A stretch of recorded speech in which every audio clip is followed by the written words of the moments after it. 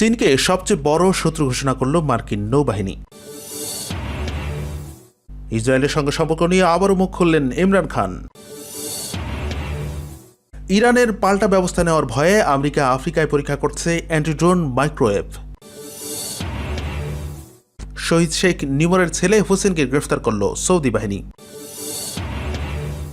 মার্কিন নিষেধাজ্ঞা বাস্তবায়নে প্রধান ভূমিকা নেওয়ার জন্য কানাডাকে দায় নিতে হবে ইরানের হুঁশিয়ারি। নতুন প্রজাতির করোনা জরুরি বৈঠকে বসছে ব্রিটিশ প্রধানমন্ত্রী বরিস জনসন। যুক্তরাজ্যের সকল ফ্লাইট বাতিল করল ভারতও। ইহুদি স্কুল খুলে আমিরাতে রাজ পরিবারের জন্য প্রার্থনা। 400 বছর পর মহাজাগতিক ঘটনার সাক্ষী হচ্ছে বিশ্ব।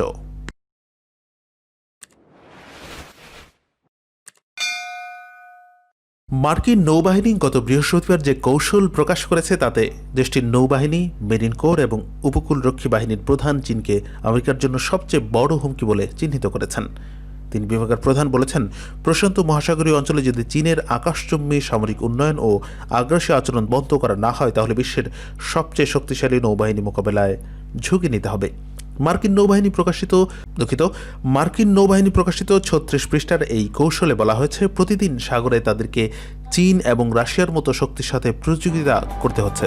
আগামী দশকে সমুদ্রে ক্ষমতার ভারসাম্য কার দিকে ঝুঁকবে তা নির্ভর করছে আমেরিকা কীভাবে পাল্টা ব্যবস্থা নেয় তার উপর। মার্কিন marine commander general David burger, নৌবাহিনীর অপারেশনস প্রধান অ্যাডমিরাল মাইক গিল্ডে এবং উপকূলরক্ষী বাহিনীর প্রধান অ্যাডমিরাল কার্ল শুলোজ লিখেছেন, তারা উদ্বেগের সাথে লক্ষ্য করেছেন চীনা বাহিনীর অনেক বেশি অত্যাধুনিক অস্ত্র উৎপাদন করেছে এবং রাশিয়া অত্যন্ত আগ্রাসী মনোভাব নিয়ে কাজ করছে। তিন কর্মকর্তা বলেছেন, দুই দেশই আমেরিকার শত্রু, কিন্তু চীন সবচেয়ে বড় ও দীর্ঘমেয়াদের কৌশলগত হুমকি হয়ে উঠছে। চীনের সামরিক সক্ষমতা দিন দিন আমেরিকাকে চ্যালেঞ্জের মুখে ফেলছে বলেও তারা উল্লেখ করেছেন। ইসরায়েলের সঙ্গে সম্পর্ক স্বাভাবিককরণের বিষয়টি আবারও নাকচ করেছেন পাকিস্তানের প্রধানমন্ত্রী ইমরান খান। এমন খবরকে মিথ্যা ও ভিত্তিহীন বলে আখ্যায়িত করেছেন তিনি। সম্প্রতি পাকিস্তানের প্রধানমন্ত্রী একজন গুরুত্বপূর্ণ উপদেষ্টা ইসরায়েল সফর করেছেন বলে ইসরায়েলের গণমাধ্যম সহ বিভিন্ন সূত্রে খবর বেরিয়েছে। ইসলামাবাদে প্রেস টিভির সংবাদদাতা জাভেদ নান্না জানিয়েছেন, ইমরান খান স্পষ্ট করে বলেছেন, পাকিস্তান যেখানে ইসরায়েলকে স্বীকৃতি দেয় না সেখানে তেল আবিবের সঙ্গে সম্পর্ক স্বাভাবিক করার কোনো কারণ থাকতে পারে না। ইতিবাদী ইসরায়েলের সঙ্গে সম্পর্ক স্বাভাবিক করার জন্য পাকিস্তানের উপর সৌদি ও আরব আমিরাত ব্যাপক চাপ সৃষ্টি করছে বলে শোনা যাচ্ছিল। এর মধ্যেই নূর দাহারি নামে যুক্তরাজ্য ভিত্তিক এক গবেষক দাবি করেছেন, পাকিস্তান সরকার ইসরায়েলের সঙ্গে সম্পর্ক স্বাভাবিক করার প্রস্তুতি নিচ্ছে। এ তথ্য প্রকাশের পরপরই পাক প্রধানমন্ত্রী ইমরান খান একে ভিত্তিহীন ও মিথ্যা বলে নাকচ করেছে। তিনি এই প্রতিবেদনকে ভিত্তিহীন আখ্যা দিয়ে উল্টো প্রশ্ন ছুড়ে দিয়ে বলেছেন, ইসরায়েলকে যেহেতু ইসলামাবাদ স্বীকৃতি দেয় না, তাহলে কেন পাকিস্তানের মন্ত্রী কিংবা গুরুত্বপূর্ণ ব্যক্তি তেল আবিব সফর করবেন? এটি সম্পূর্ণ ভিত্তিহীন প্রতিবেদন। মার্কিন বিমান বাহিনী ড্রোন বিধ্বস্তি মাইক্রোওয়েভ অস্ত্র technical high power microwave operational responder বা THOR পরীক্ষা করার সিদ্ধান্ত নিয়েছে। মার্কিন বিমান বাহিনীর প্রধান বিজ্ঞানী রিচার্ড জোসেফ একথা জানিয়েছেন। আফ্রিকা মহাদেশে আমেরিকা এই অস্ত্রের পরীক্ষা করার সিদ্ধান্ত নিয়েছে। ইসলামী প্রজাতন্ত্র ইরানের পক্ষ থেকে এই অস্ত্রের বিরুদ্ধে পাল্টা ব্যবস্থা নেওয়া হতে পারে এমন আশঙ্কা থেকে আমেরিকা আফ্রিকা মহাদেশকে এই অস্ত্র পরীক্ষার জন্য বেছে নিয়েছে। জোসেফ বলেন, যেহেতু ইরান এবং তার মিত্ররা মধ্যপ্রাচ্যে ঝাঁকে ঝাঁকে ড্রোন ব্যবহার করছে, সেজন্য আফ্রিকা হবে মাইক্রোওয়েভ অস্ত্র পরীক্ষার নিরাপদ জায়গা। এতে উত্তেজনা সৃষ্টির কোনো কারণ থাকবে না, আবার ইরানও পাল্টা পদক্ষেপ নিতে পারবে না। তিনি বলেন, সম্প্রতি আমরা সামরিক ঘাঁটির নিরাপত্তা নিশ্চিত করার জন্য আফ্রিকায় এই ধরনের ব্যবস্থা মোতায়েন করেছি, যার মূল লক্ষ্য হচ্ছে শত্রুপক্ষের ড্রোন চলাচল বিঘ্নিত করা। তিনি দাবি করেন, এরই মধ্যে মাইক্রোওয়েভ অস্ত্রের পরীক্ষা সফল হয়েছে এবং চমৎকারভাবে এই অস্ত্র কাজ করছে, যা সত্যিই মনোমুগ্ধকর। কখন থেকে THOR ব্যবস্থা মোতায়েন করা হবে সে সম্পর্কে বিস্তারিত তিনি কিছু বলেননি, তবে তিনি বলেছেন, প্রযুক্তি হচ্ছে উন্নয়নমুখী একটি প্রক্রিয়া, এটি চলতেই থাকবে এবং শেষ পর্যন্ত ভিন্ন কোনো অস্ত্র ব্যবস্থাও মোতায়েন করা হতে পারে। সৌদি আরবের বিশিষ্ট আলেম শহীদ শেখ নিমর বাকির আর নিমরের ছেলে শেখ হোসেন নিমরকে গ্রেফতার করেছে সে দেশের নিরাপত্তা বাহিনী। নিউজ পোর্টাল নাবা জানিয়েছে, শেখ হোসেন নিমরকে দুদিন আগে সৌদি আরবের পূর্বাঞ্চলীয় কাতিফ শহরের বাড়ি থেকে তুলে নিয়ে গেছে সে দেশের নিরাপত্তা বাহিনী। তাকে কোথায় নিয়ে যাওয়া হয়েছে এবং তার ভাগ্যে কী ঘটেছে তা কেউ জানে না। কিছুদিন আগে সৌদি নিরাপত্তা বাহিনী শহীদ বাকির আর নিমরের ছোট ভাই আমির বাকির আর নিমর সহ এই পরিবারের বেশ কয়েকজন সদস্যকে গ্রেফতার করেছে। এছাড়া 2 সপ্তাহ আগে সৌদি আরবের হোমল্যান্ড সিকিউরিটি বিভাগের সাথে যুক্ত বিশেষ বাহিনী আল আহসা এলাকায় বিশিষ্ট আলেম সৈয়দ হাশিম আর শাখর বাড়িতে অভিযান চালিয়ে তাকে গ্রেফতার করেছে। সৌদি আরবের রাজতান্ত্রিক সরকারের সমালোচনা করার কারণে 2016 সালের 2 জানুয়ারি শনিবার প্রখ্যাত আলেম আয়াতুল্লাহ শেখ নিমর বাকির আর নিমরকে মৃত্যুদণ্ড দেওয়া হয়েছে। এরপর থেকে তার পরিবারের উপর চলছে নানা নির্যাতন। ইসলামী প্রজাতন্ত্র ইরানের পররাষ্ট্র মন্ত্রণালয়ের মুখপাত্র সৈয়দ খাতিবজাদে হুঁশিয়ারি উচ্চারণ করে বলেছেন, আমেরিকার একতরফা এবং অবৈধ নিষেধাজ্ঞা বাস্তবায়নের ক্ষেত্রে কানাডার প্রধান ভূমিকা পালন করেছে এবং এর জন্য তাকে দায়িত্ব নিতে হবে। একই সঙ্গে মানবাধিকারের ছদ্মাবরণে ইরান সম্পর্কে দায়িত্ব জ্ঞানহীন ও ভিত্তিহীন অভিযোগ করা থেকে বিরত থাকার জন্য অটুট প্রতি আহ্বান জানিয়েছেন তিনি। খাতিবজাদে বলেন, যে সরকার ইরানে ঔষধ আমদানি বাধাগ্রস্ত করার ক্ষেত্রে সর্বাত্মক প্রচেষ্টা চালিয়েছে তাদের কোনো অধিকার নেই ইরানের মানবাধিকার নিয়ে কথা বলার। তিনি সুস্পষ্টভাবে বলেন, আমেরিকা ইরানের উপর নিষেধাজ্ঞা আরোপ করে রেখেছে, তা বাস্তবায়নের ক্ষেত্রে সবচেয়ে বেশি সহায়তা করেছে কানাডা এবং ইরানের জনগণের জন্য যাতে কোনোভাবেই ঔষধের চালান আসতে না পারে তার সমস্ত ব্যবস্থা করেছে। আজ সোমবার ইরানের পররাষ্ট্র মন্ত্রণালয়ের মুখপাত্র এক প্রেস ব্রিফিংয়ে এসব কথা বলেন। এর এক সপ্তাহ আগে মার্কিন সিবিএস নিউজ নেটওয়ার্কে দেওয়া সাক্ষাৎকারে কানাডার পররাষ্ট্রমন্ত্রী ফ্রাসোয়া ফিলিপ সেম্পেইন বলেন, তিনি মনে করেন না গত জানুয়ারি মাসে ইরানের সামরিক বাহিনী ভুলক্রমে ইউক্রেনের বিমান ভূপাতিত করেছে, বরং ইরানের বিরুদ্ধে দীর্ঘদিনের মানবাধিকার লঙ্ঘনের অভিযোগ রয়েছে। মন্ত্রিসভার সদস্যদের নিয়ে সোমবার জরুরি বৈঠকে বসতে যাচ্ছেন ব্রিটিশ প্রধানমন্ত্রী বরিস জনসন। দ্রুত সংক্রমিত হতে থাকা করোনা ভাইরাস নিয়ে উদ্বেগ বাড়তে থাকা এই বৈঠক অনুষ্ঠিত হওয়ার কথা রয়েছে। ইংল্যান্ডে প্রথম শনাক্ত হয় নতুন ধরনের করোনা ভাইরাস। ভাইরাসটি দ্রুত ছড়াতে থাকার কারণ হিসেবে লাখ লাখ মানুষের স্বাস্থ্যবিধি মেনে না চলাকেই দায়ী করা হয়েছে। এর সংক্রমণ প্রতিরোধে সম্প্রতি ইংল্যান্ড, স্কটল্যান্ড এবং ওয়েলসের ক্রিসমাসে মানুষের ভিড় ঠেকাতে কঠোর নিষেধাজ্ঞা এবং যুক্তরাজ্যে ভ্রমণ নিষেধাজ্ঞা দিতে বলা হয়েছে। ব্রিটিশ সরকার মনে করছে এই নতুন রূপের করোনা ভাইরাসটির সংক্রমণ ক্ষমতা আগের চেয়েও বেশি, এসে খুব শক্তিশালী রূপ পেতে যাচ্ছে। নতুন প্রজাতির ভাইরাস নিয়ে উদ্বেগ থেকে বিভিন্ন দেশ ইতিমধ্যে যুক্তরাজ্যের সঙ্গে ভ্রমণ বাতিল করেছে। ইউরোপের কয়েকটি দেশ প্রথমে এই ধরনের সিদ্ধান্ত নেওয়ার পর থেকে ইতিমধ্যে বহু দেশ তা অনুসরণ করছে। শনিবার দ্রুত ডাকা এক সংবাদ সম্মেলনে ব্রিটিশ প্রধানমন্ত্রী বরিস জনসন জানান, নতুন প্রজাতির ভাইরাসটি 70% দ্রুত ছড়াতে সক্ষম। লন্ডন ও দক্ষিণ ইংল্যান্ডে সম্প্রতি করোনার সংক্রমণ বাড়তে থাকার জন্য দায়ী এই নতুন প্রজাতির ভাইরাস। এসব এলাকায় কঠোর লকডাউন আরোপ করা হয়েছে বলে জানান জনসন। যুক্তরাজ্যের বাইরে নতুন প্রজাতির ভাইরাসটি ইতিমধ্যে ডেনমার্ক, ইতালি, নেদারল্যান্ডস এবং অস্ট্রেলিয়া শনাক্ত হয়েছে। যুক্তরাজ্যের নতুন করোনা ভাইরাস শনাক্ত হওয়ায় দেশটির সঙ্গে বিমান চলাচল বন্ধ করে দিল ভারতও।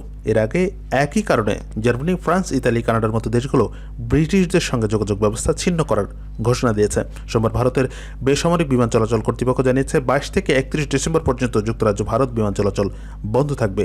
সম্প্রতি যুক্তরাজ্যের নতুন প্রজাতির করোনা ভাইরাস শনাক্তের খবর সামনে আসতেই বিভিন্ন দেশ বিমান চলাচলে নিষেধাজ্ঞা আরোপ করতে শুরু করেছে। ইউরোপীয় দেশগুলো ব্রিটিশ ভ্রমণকারীদের উপর নিষেধাজ্ঞা আরোপের পর কানাডা ও যুক্তরাজ্যের সঙ্গে ফ্লাইট বাতিলের ঘোষণা দেয়। সবশেষ এই তালিকায় নাম লেখালো ভারত। সংযুক্ত আরব আমিরাতে দুবাই একটি ইহুদি স্কুল উদ্বোধনের পর দেশটির রাজপরিবারের নিরাপত্তার জন্য প্রার্থনা করা হয়েছে। রোববার ইসরায়েলের একজন শীর্ষস্থানীয় ইহুদি যাজক স্কুলটি উদ্বোধন করে আমিরাতের রাজপরিবারের নিরাপত্তার জন্য প্রার্থনা করেন। টাইম অফ ইসরায়েল জানিয়েছে, ইউসেফ নামের ওই যাজক বৃহস্পতিবার আমিরাতে পৌঁছায়। কট্টরপন্থী হিসেবে পরিচিত এই যাজকের কোনো আরব দেশে এটি প্রথম সফর। আবুধাবিতে নতুন একটি সিনাগগ উদ্বোধন করেন তিনি। ইসরায়েলি সরকারি Twitter account Israel in Arabic থেকে দুবাইয়ের নতুন ইহুদি স্কুল উদ্বোধনের বিভিন্ন ছবি প্রকাশ করা হয়। মার্কিন প্রেসিডেন্ট ডোনাল্ড ট্রাম্পের মধ্যস্থতা 2020 সালের সেপ্টেম্বরে ইসরায়েলের সঙ্গে সম্পর্ক স্থাপন করে সংযুক্ত আরব আমিরাত। প্রথম আরব দেশ হিসেবে ইহুদিবাদীদের অবৈধ রাষ্ট্র ইসরায়েলের সঙ্গে ভিসামুক্ত ভ্রমণ চুক্তি রয়েছে সংযুক্ত আরব আমিরাতের। আমিরাতের নাগরিকরা ভিসা ছাড়াই ইহুদি রাষ্ট্রটিতে ভ্রমণ করতে পারেন। আমিরাতি হোটেলগুলোতে ইহুদিদের খাবারের ব্যবস্থা রাখার নির্দেশ দিয়েছে দেশটির কর্তৃপক্ষ। আবুধাবির সব হোটেলের প্রতি এই সংক্রান্ত সরকারি নির্দেশনা জারি করা হয়েছে। ফরাসি পার্লামেন্টে কট্টর ডানপন্থীরা মুসলিমদের চীনের উইগুরদের মতো বন্দি শিবির করার প্রস্তাব দিয়েছেন। দেশটির পার্লামেন্টের নিম্নকক্ষ ন্যাশনাল অ্যাসেম্বলিতে এই প্রস্তাব উত্থাপন করা হয়। অপরাধে জড়িতদের নয়, তথাকথিত কট্টরপন্থী মুসলিমদের ধরে এনে এসব বন্দি শিবিরে আটক রাখার কথা বলা হয়েছে এই প্রস্তাবে। ফরাসি ন্যাশনাল অ্যাসেম্বলিতে সাবেক কট্টর ডানপন্থী ন্যাশনাল র্যালির জোটভুক্ত গিলুপে পেটলিয়ার দলের এমপি মেরিয়ে লেপেন সম্প্রতি এই প্রস্তাব আনেন। বর্তমানে এই এমপি লিবারাল কনজারভেটিভ পার্টিতে যোগ দিয়েছেন। তার এই প্রস্তাবের তীব্র নিন্দা জানিয়েছে দেশটির মানবাধিকার কর্মীরা। মানবাধিকার কর্মীরা ফরাসি এই এমপিকে বর্ণবাদী বলে আখ্যা দিয়ে বলেছেন, এই বিল পার্লামেন্টে পাশ হওয়া মানে হলো মানবাধিকার লঙ্ঘন। ফ্রান্সের মুসলমানরা এই প্রস্তাবের তীব্র নিন্দা জানিয়েছেন। ইসলাম কোনো চরমপন্থার স্থান নেই। দেশটিতে 22,000 মুসলমানকে সরকার অন্যায়ভাবে নজরদারিতে রেখেছে। খ্রিস্টানদের অন্যতম ধর্মীয় উৎসব বড়দিন 25 ডিসেম্বর পালিত হবে। এই উপলক্ষে সৌদি আরবে প্রথমবারের মতো বিক্রি হচ্ছে ক্রিসমাস সামগ্রী। স্থানীয়রা এই ঘটনাকে অবিশ্বাস্য বর্ণনা করে বলেছেন, এটি অকল্পনীয় বিরল ঘটনা। সৌদি আরবে মুসলিম ছাড়া সৌদি আরবে মুসলিম ছাড়া অন্য ধর্মের লোকদের ধর্মচর্চা নিষিদ্ধ। তবে সাম্প্রতিক বছরগুলোতে দেশটির যুবরাজ মোহাম্মদ বিন সালমান দেশটির মুসলমানদের রক্ষণশীলতা থেকে বের করে আনার চেষ্টা করছেন।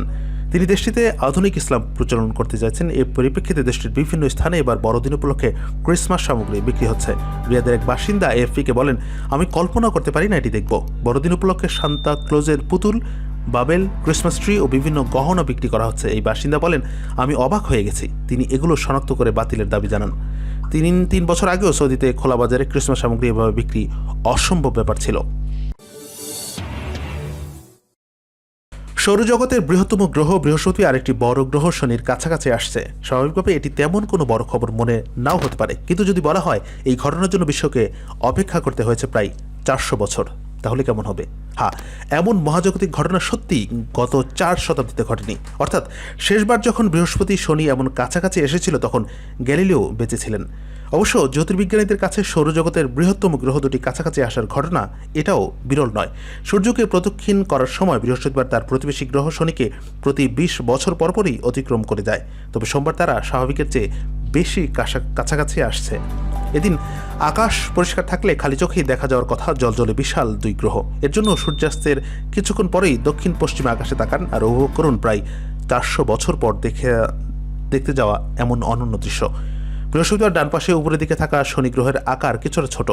বাইনোকুলার থাকলে তাদের আরও সহজে চিহ্নিত করা যাবে, আর টেলিস্কোপ থাকলে দেখা যাবে তাদের 2-1টি উপগ্রহকেও। কয়েক সপ্তাহ ধরেই দক্ষিণ পশ্চিমে আকাশে ঘোরাফেরা করছে বৃহস্পতি ও শনি গ্রহ। এর মধ্যে পৃথিবী বেশি কাছে রয়েছে বৃহস্পতি, তার উজ্জ্বল বেশি। অবশ্য বারবার কাছাকাছি পড়লেও বৃহস্পতি শনির মধ্যে দূরত্ব থাকবে কমপক্ষে 73 কোটি কিলোমিটার। বর্তমান অবস্থানে পৃথিবী থেকে বৃহস্পতির দূরত্ব থাকবে 89 কোটি কিলোমিটার। বৃহস্পতি ও শনি সবচেয়ে এতটা কাছাকাছি এসেছিল 1623 সালে। অবশ্য সূর্যের কাছাকাছি থাকায় তখন ঘটনাটি দেখা যায় প্রায় অসম্ভব ছিল। ধারণা করা হয় গ্রহ দুটির সবচেয়ে কাছাকাছি আসার দৃশ্যটি ঘটে 1226 সালে। তখন চেঙ্গিস খান এশিয়া জয় করেছিলেন। অর্থাৎ এরপর আমরাই হচ্ছি সেই প্রজন্ম যারা বৃহস্পতি শনির সবচেয়ে কম দূরত্ব দেখার সুযোগ পাচ্ছি।